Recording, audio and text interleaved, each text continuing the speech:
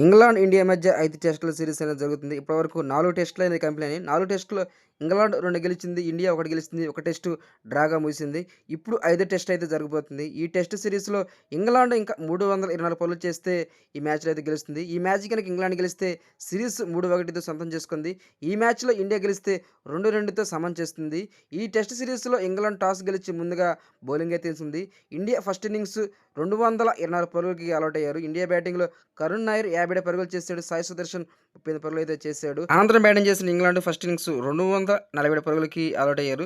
England బ్యాటింగ్‌లో Jack Crawley 64 పరుగులు, Ben Duckett 43 పరుగులు, హ్యారీ బ్రూక్ 53 పరుగులైతే చేశాడు. బౌలింగ్‌లో సిరాజ్, ప్రసిద్ కృష్ణ వీళ్ళిద్దరూ తలా 4 వికెట్లయితే తీసుకున్నారు. అనంతరం ఇండియా సెకండ్ ఇన్నింగ్స్ 396 పరుగులకి ఆలౌట్ అయ్యారు. ఇండియా బ్యాటింగ్‌లో ఎస్ఎస్సీ జైస్వాల్ 118 పరుగులు చేశారు. అర్షదీప్ సింగ్ 66 పరుగులు, జడేజా 53 పరుగులు, వాషింగ్టన్ సుందర్ 53 పరుగులు చేశారు. వీళ్ళే హైయెస్ట్ స్కోరు.